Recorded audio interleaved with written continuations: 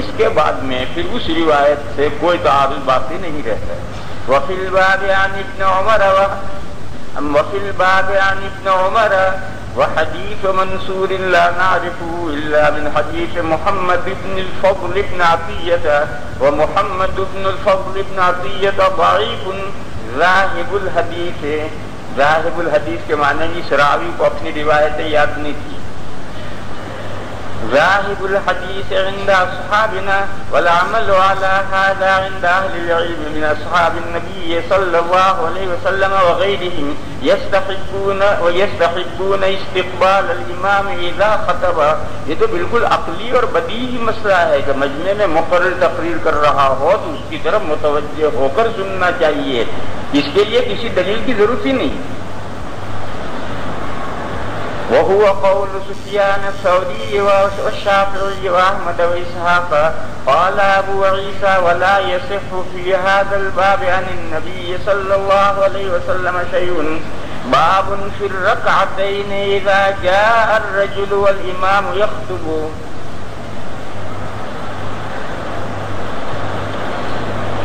دو بڑے امام یہ کہتے ہیں کہ خطبہ شروع ہونے کے بعد اگر کوئی شخص آئے تو آ کر بیٹھ جائیں اور خطبہ سننے لگے، تحیت المسجد نہیں پڑھے گا، کیونکہ تحیت المسجد مستحب ہے اور خطبہ سننا واجب ہے۔ جب واجب اور مستحب میں تعارض ہو جائے تو اہم کو ترجیح دی جائے۔ دو چھوٹے امام یہ فرماتے ہیں کہ نہیں، پہلے وہ تحیت المسجد کی 2 رکعتیں پڑھے گا اور نہایت مختصر پڑھے گا اور 2 رکعتیں پڑھ کر پھر خطبہ سنے گا۔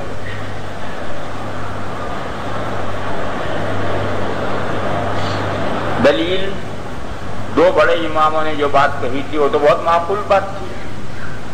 2 چھوٹے امام کہتے ہیں کہ بات تو بہت معقول ہے لیکن روایات سے تحیت المسجد کی تخصیص ثابت ہے، لہذا اب مجھے ضابطہ ہے کہ 2 واجب اور سنت میں، واجب اور مستحب میں تعارض ہو جائے تو واجب کو مقدم کرنا چاہیے، وہ قاعدہ اپنی جگہ پر ہے، لیکن یہ جزیہ اس قاعدے میں سے الگ کر لیا جائے کیونکہ اس جزیے کی تخصیص حدیث سے ثابت ہے کہ اگر دوران خطبہ کوئی شخص آئے تو اسے 2 تحیت المسجد کی 2 رکعتیں پڑھ کر خطبہ سننے میں لگنا چاہیے، یہ 2 رکعتیں پڑھنی چاہیے۔ اب آپ کو یہ غور کرنا ہے کہ اس سلسلے میں جو روایت ہے وہ تخصیص کا فائدہ دیتی ہے یا نہیں۔ اگر تخصیص کا فائدہ دیتی ہے تو 2 چھوٹے اماموں کی بات صحیح ہے، اور اگر وہ حدیث تخصیص کا فائدہ نہیں دیتی تو 2 بڑے اماموں کی بات صحیح ہے۔ بس اتنا ہی مسئلہ ہے۔ وبه قال حدثنا قتيبة قال حدثنا حماد بن زيد عن عمرو بن دينار عن جابر بن عبد الله۔ دیکھو یہ عمرو بن دینار نہایت مضبوط راوی ہیں حدیث شریف کے، حضرت جابر بن عبداللہ کے شاگرد ہیں۔ وہ بیان کرتے ہیں کہ ایک دن ایسا ہوا کہ نبی اکرم صلی اللہ تعالی علیہ وسلم جمعہ کے دن خطبہ دے رہے، اچانک ایک صاحب آئے، ان صاحب کا نام مسلم شریف میں سلیک، سین لام یا اور چھوٹا تھا، سلیک غطفانی تشریف لائے، آ کر وہ بیٹھ گئے۔ حضور اکرم صلی اللہ تعالی علیہ وسلم نے ان سے پوچھا، مولوی صاحب نماز پڑھی تم نے؟ اصلیت، یعنی تحیت المسجد پڑھی، یعنی ہم بڑھاتے ہیں، روایت میں نہیں، روایت میں حضور نے پوچھا اصلیت، نماز تم نے پڑھی؟ لیکن ظاہر یہ ہے کہ یہاں نماز سے تحیت المسجد ہی مراد ہے۔ انہوں نے عرض کیا کہ نہیں، حضور نے فرمایا اٹھو اور نماز پڑھو، قم فرقع، اٹھو بس نماز پڑھو۔ دوسری روایت حضرت امام ترمذی علیہ الرحمہ تو حضرت الاستاد یہ فرمایا کرتے تھے کہ مول صاحب ہمارا امام محدث خشک ہے، حضرت فرمایا کرتے تھے، ترمذی پڑھاتے تھے، فرماتے تھے کہ مولوی صاحب ہمارا امام یعنی امام ترمذی ہمارا امام محدث خشک ہے، شاندار سے شاندار روایت کو اتنا مختصر کر کے بیان کر دیں گے کہ کچھ مزہ ہی نہیں آئے گا روایت کے پڑھنے میں۔ یہ تو بہت تفصیلی روایت ہے اور بڑی شاندار روایت ہے، اس کو 2 جملوں میں نہیں نکل۔ دوسری روایت میں اس کی صراحت ہے کہ حضور نے فرمایا کہ اٹھو 2 رکعتیں پڑھو اور مختصر پڑھی گئی۔ اب 2 چھوٹے امام تشریف لائے، انہوں نے کہا دیکھو یہ صاحب انہوں نے تحیۃ المسجد نہیں پڑھی تھی تو حضور نے ان کو کھڑے کر کے تحیۃ المسجد پڑھوائی۔ معلوم ہوا کہ جو بھی دوران خطبہ آئے گا اسے تحیۃ المسجد پڑھ کر بیٹھنا چاہیے، خطبہ سننا چاہیے، تحیۃ المسجد مقدم۔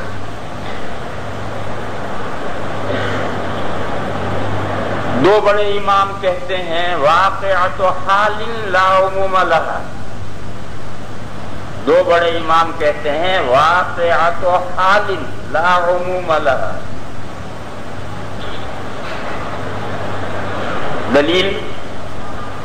دلیل احادیث شریفہ میں، بھئی ان کا لاؤڈ اسپیکر کم کرو یا ادھر کے دروازے بند کرو، یہ تو مجھے بولتے ہیں ان کی آواز دماغ میں ٹکراتی، یا تو دروازے بند کرو یا ان کا لاؤڈ اسپیکر ہلکا کرو، بس دروازے بند کرو تاکہ ادھر سے آواز ٹکرائے نا۔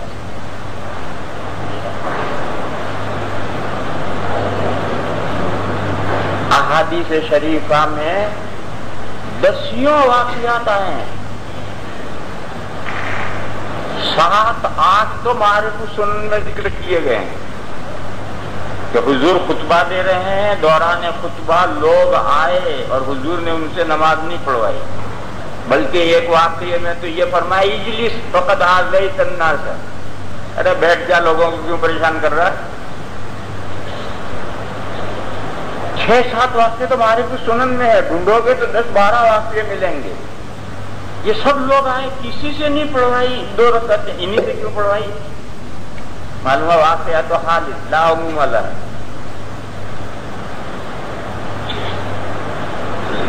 وہ واقعات ان کے ساتھ ان کو کیوں پڑھوائی ہیں اس کو سمجھو۔ یہ صاحب حضرت سلیک تشریف لائے تھے فی ہیئۃ بذۃ، پراگندہ حالت میں، بوسیدہ حالت میں۔ یہ جملہ نسائی کی روایت میں ہے اور ترمذی میں بھی آ رہا ہے،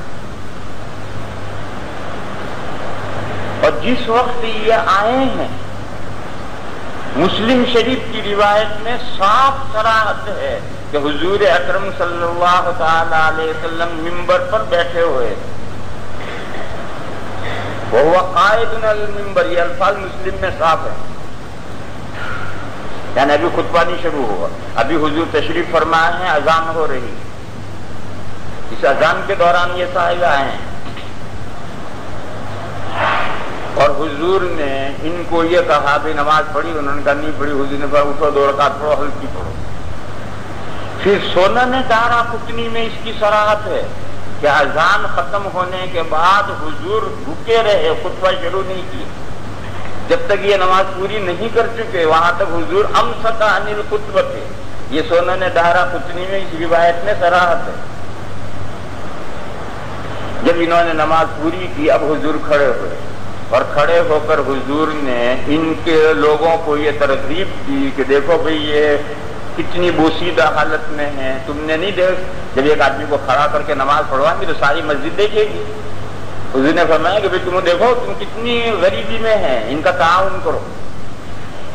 حث علی الصدقۃ، صدقہ کرنے پہ حضور نے ابھارا، لوگوں کو ترغیب دی، یہ مضمون طحاوی شریف میں۔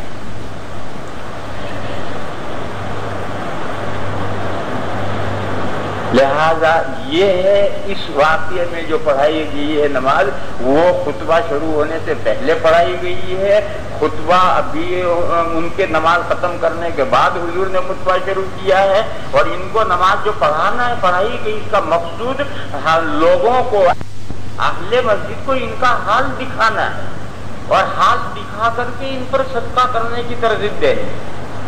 لہذا اس صورتحال میں آپ اس کو کیسے مخصص مانیں گے اس کے لیے؟ یہ دو امام کہتے ہیں کہ واقعہ تو حال لا عموم لہا، یہ تو ایک خاص مصلحت سے ایک واقعہ پیش آیا تھا، لہذا یہ کوئی عمومی مسئلہ نہیں ہے جو آپ اسے مخصص ماننا. اس کے بعد یہ سوال رہتا ہے کہ مسلم شریف میں یہ قولی روایت ہے، صلح غطفانی ہی کے واقعے میں ان کو حضور نے کھڑا کر کے نماز پڑھوائی 2 رکعت. پھر حضور جب خطبہ دینے کھڑے ہوئے تو حضور نے حاضرین سے ارشاد فرمایا اذا جاء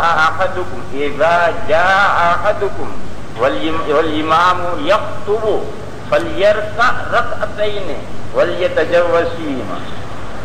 یہ قولی حدیث ہے.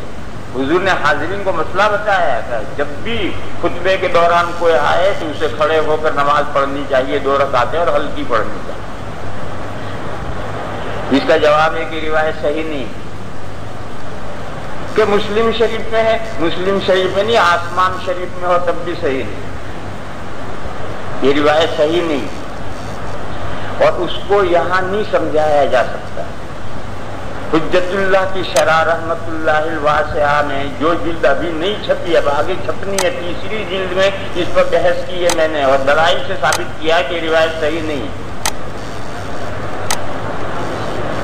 یہاں تو اجمالاً مختصراً آپ یہ سمجھیں کہ یہ صلح غطفانی کا جو واقعہ ہے اس کو حضرت جابر سے 3 شاگرد روایت کرتے ہیں، عمرو بن دینار، ابو الزبیر اور ابو سفیان.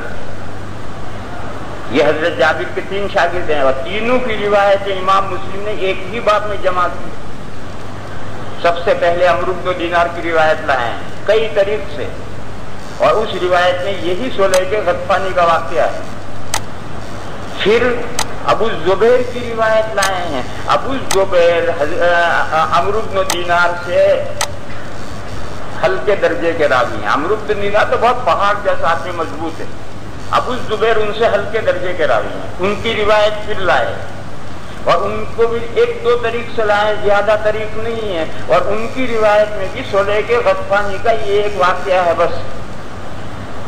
اس کے بعد 3رے نمبر پر ابو سفیان کی روایت لائے. ابو سفیان 3رے نمبر کے راوی ہیں فقاہت میں. عمرو بن دینار ابو الزبیر کے بعد 3رے نمبر کے راوی ہیں. ان کی روایت لائے. انہوں نے روایت میں کھچڑا کیا. انہوں نے روایت میں پہلے تو صلح غطفانی کا واقعہ بیان کیا اور پھر ثم قال کہہ کر یہ قولی حدیث بیان کی. اور ابو سفیان نے حضرت جابر رضی اللہ تعالیٰ عنہ سے صرف 4 حدیثیں سنی، باقی انہوں نے نہیں سنی. اور امام بخاری علیہ الرحمن بخاری شریف میں صرف وہ 4 حدیثیں جو ان کی حضرت جابر سے سنی ہوئی ہیں وہی بخاری میں لی، اس کے علاوہ کوئی روایت نہیں. امام بخاری علیہ الرحمن نے صرف وہ 4 روایتیں جو ان کی واقعی سنی ہوئی ہیں بخاری شریف نے وہی 4 روایتیں لی، اس کے علاوہ کوئی روایت نہیں. یہ روایت بھی امام بخاری نے نہیں لی اس لیے کہ یہ حضرت جابر سے سنی ہوئی نہیں. اس لیے چاہے مسلم میں ہو وہ روایت صحیح نہیں ہے، بس اس کے جواب کی کوئی ضرورت نہیں، یہی جواب کافی.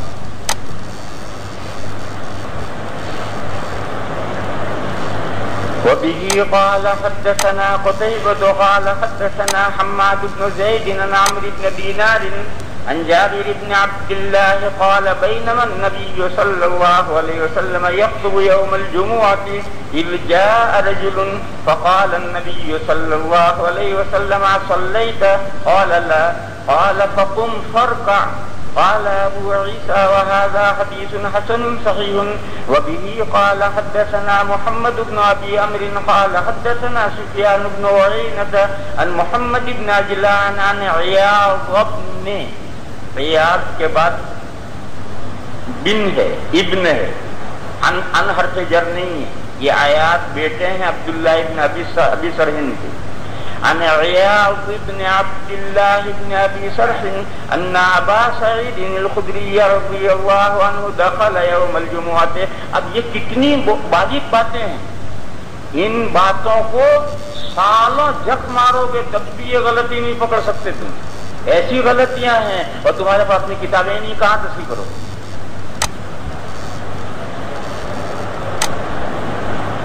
جلد ثانی میں ایک جگہ پر ایک غلطی پکڑنے کے لیے مجھے 15 دن مسلسل محنت کرنی پڑی ہے, تب وہ غلطی پکڑی گئی. اشکال پیش ہے. ان ابی الدرداء ہے, وہاں ابو الدرداء کا کوئی جوڑ نہیں. دنیا بھر کی کتابیں دیکھ ڈالی, مسئلہ حل نہیں ہو رہا. پھر اچانک خیال آیا کہ یہ غلطی ترمذی کی مجھے تہذیب التہذیب میں پکڑی جائے گی. اب تہذیب التہذیب کی 12 جلدیں ہیں, کہاں سے میں پکڑوں؟ تو میں نے شروع سے تہذیب التہذیب پڑھنی شروع کی. پڑھنی یعنی ورق گردانی, جہاں جہاں احتمال ہے کہ یہاں یہ بات ہو سکتی. تو 3 جلدیں پڑھنے کے بعد میں تیسری جلد میں جب ابو الرداد لیثی کے تذکرے میں پہنچا تو یہ عبارت ہوا ہے. معلوم ہوا کہ صحیح ہے ابو الرداد لیثی کا بن گیا ابو الدرداء. تو اب یہ اتنی غلطیاں کہ جن کو ہم نے سالوں محنت کر کے وہ غلطیاں پکڑی ہیں, اب تمہیں بتانے سے کیا فائدہ ہے؟ تمہارے پاس کتابیں نہیں اپنی.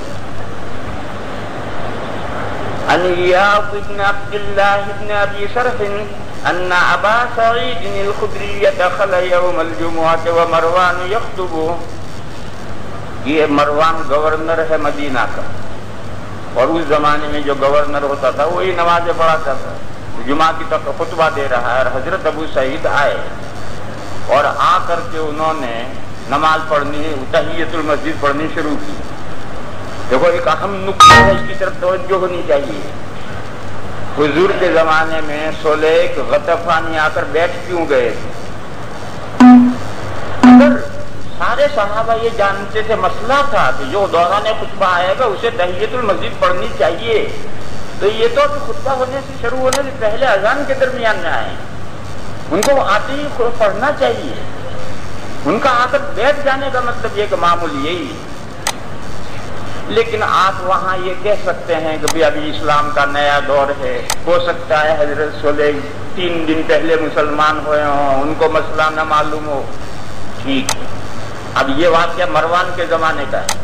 مروان کا زمانہ کب ہے؟ 4 خلفاء کا زمانہ گزر گیا. خلفاء راشدین کے بعد میں حضرت معاویہ کے زمانے کا مروان گورنر. جب حضرت ابو سعید خدری نے آ کر کے نماز کی نیت باندھنے لگے تو پولیس والے جو ادھر ادھر کھڑے تھے وہ بھاگ کر آئے اور انہوں نے آ کر حضرت کو بٹھانا چاہا. کیوں؟ اگر سارے مسلمانوں میں یہ مسئلہ ہے, سارے مسلمان مسئلہ جانتے ہیں کہ دوران خطبہ جو ہے اسے سنتیں پڑھنی چاہیے, تحیۃ المسجدیں پڑھنی چاہیے, یہ پولیس والے کیوں بٹھا رہے ہیں؟ اس کا مطلب ہے کہ کوئی انوکھی بات کر رہے ہیں جو مسلمانوں میں رائج نہیں. اور اب تو 50 سال گزر گئے ہیں اسلام کو, اب کوئی مسلمان ناواقف ہو یہ ممکن ہی نہیں ہے اس دور میں. لہذا حضرت ابو سعید خدری کا یہ عمل یہ کوئی نیا انوکھا عمل ہے. بہرحال پولیس والوں نے انہیں بٹھانا چاہا مگر وہ نہیں بیٹھے, اکڑ گئے. تو پولیس والوں نے چھوڑ دیا. کیوں؟ بڑے کوئی دوسرا آدمی ہوتا تو جھٹکا دے کر پولیس والے کو سیدھا کر دیں. لیکن حضرت ابو سعید خدری بڑے آدمی ہیں تو انہوں نے اشارے سے بٹھانے کی کوشش کی مگر وہ نہیں بیٹھے تو پولیس والوں نے چھوڑ دیا.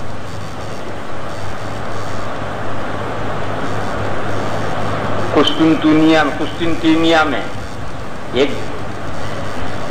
مسجد تھی, جامع مسجد آیا صوفیہ.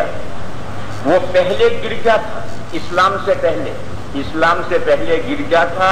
بعد میں جب مسلمانوں نے فتح کیا تو وہ مسجد بڑی شاندار مسجد ہے صوفیہ. اب وہاں جو مسلمان ہے, وہ جو حکومت ہے وہ نام کی تو مسلمان ہے مگر وہ کچھ بھی نہیں ہے. اب وہ پھر گرجا تو نہیں بنایا گیا مگر نماز پڑھنے کی ممانعت. اب وہ مسجد بھی نہیں رہی, گرجا بھی نہیں رہا, آثار قدیمہ میں رکھ دیا گیا. لوگ جاتے ہیں اور دیکھتے ہیں. میں اپنے ساتھیوں کے ساتھ آیا صوفیہ میں گیا تو میں نے پہلے سے ساتھیوں کا دیکھو میں صوفیہ میں 2 رکعت پڑھوں گا. ہم سب تو نہیں پڑھ سکتے, میں اکیلا پڑھوں گا. وہاں جو فورس ہے پولیس کی وہ نہیں پڑھنے دیتی. تو تم ایسا کر دیجیے وہاں پہنچ کر کے جو مسجد کا خاص ایریا ہے وہاں پہنچ جو پولیس والے کھڑے ہیں ان کو تم باتوں میں مشغول کر دیجیے کسی. تو اپنے ساتھیوں کو میں نے سمجھا دیا. چنانچہ وہاں گئے ایسے ادھر ادھر گھوم رہے ہیں. پھر میں نے ساتھیوں کو اشارہ کیا, انہوں نے پولیس ایک اس پولیس والے سے لگ گئے, اس سے لگ گئے, دوسرے ادھر منہ کر کے باتیں شروع کر. میں نے نیت بند. ایک رکعت میں پڑھ چکا, وہاں تک تو کسی نے دیکھا نہیں. جب دوسری رکعت کے لیے کھڑا ہوا, اب ان پولیس والوں کی نظر پڑی, اب یہ بھاگا اور وہ بھاگا. میں نے نماز ختم ہی نہیں کی, انہوں نے چھوڑ دیا. میں نے 2 رکعتیں پوری کی. تو اب یہ پولیس والے بھی بھاگے ہیں مگر حضرت نے نماز نہیں توڑی, نہیں ختم کی. وہ خاموش ہو کر ہٹ گئے.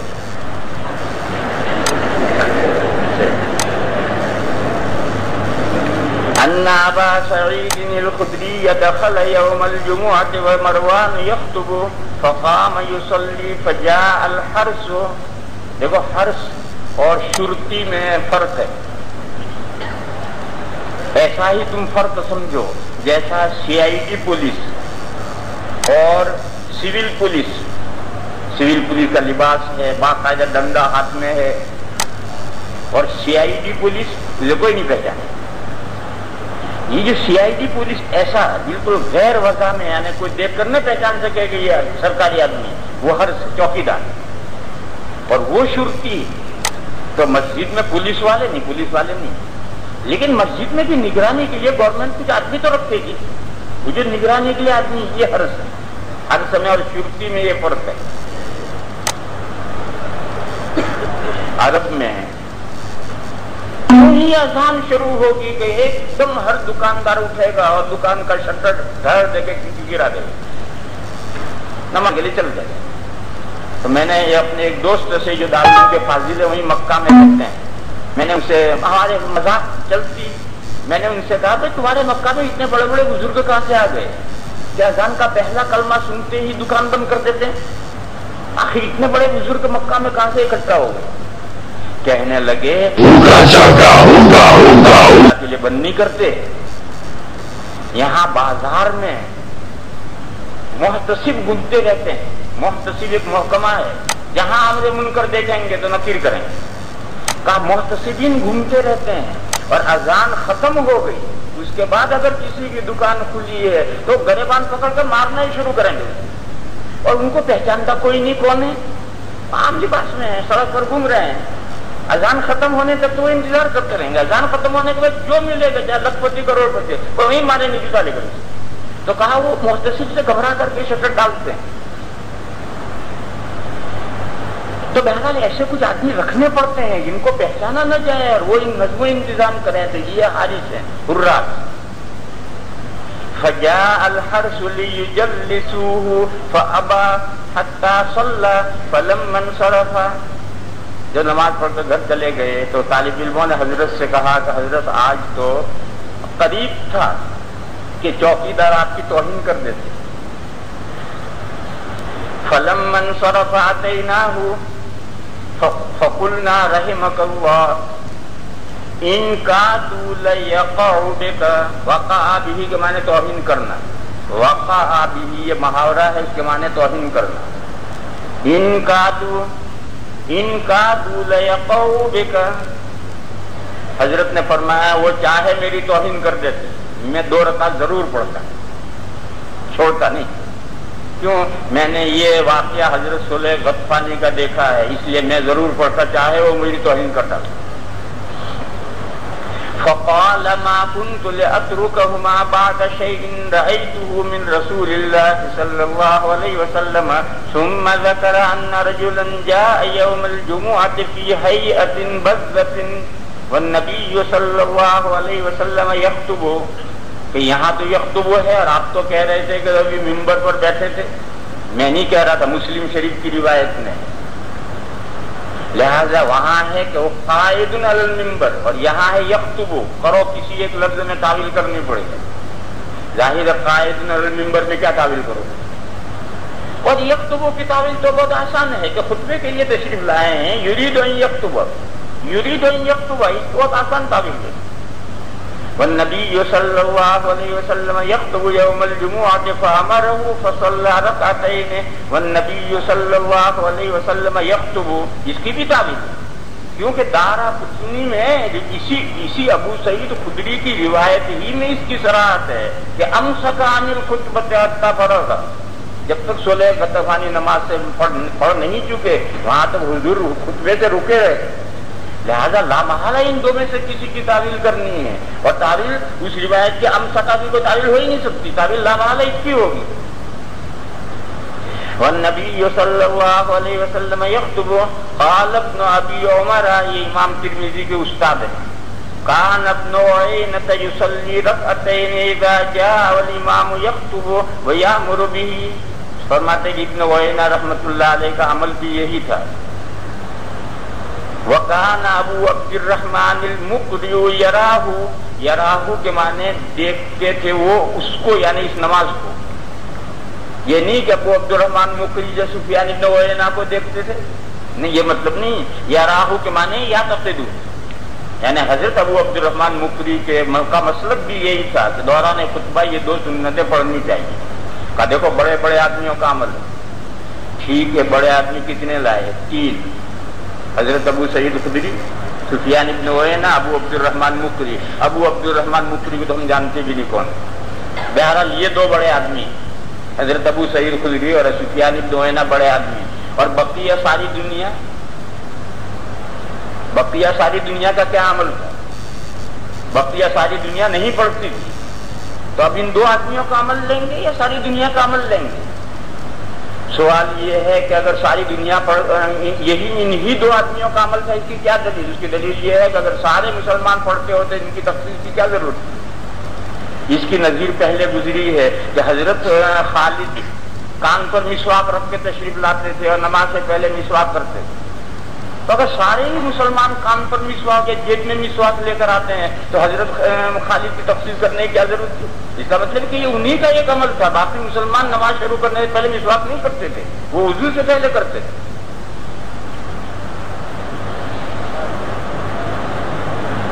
لیکن یہ ایسی باتیں ہیں جو یوں نظر نہیں آتی، اس کو یوں دیکھنا پڑتا ہے. اس کو کہتے ہیں استشراق، لمبی نظر کر کے دیکھنا پڑتا ہے. یہ نظر اللہ نے امام ابو حنیفہ کو دی. سب کو یہ نظر ملنا ضروری نہیں ہے کہ وہ گھور کر لمبے تک دیکھ لے، یہ خوبی ہر ایک کو ملنا ضروری نہیں.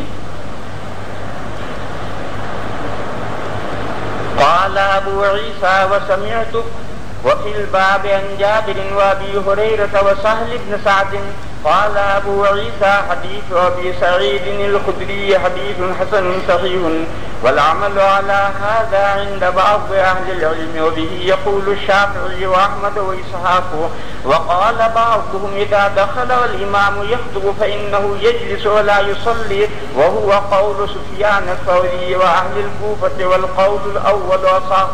وہ تو اصح اس لیے ہے کہ قلم آپ کے ہاتھ میں. ہمیں دو قلم دیکھو ہم کیا لکھتے ہیں. وَبِهِ قَالَ حَدَّثَنَا قُتَيْبَةُ قَالَ حَدَّثَنَا. یہ قلم والے لطیفہ جانتے ہو؟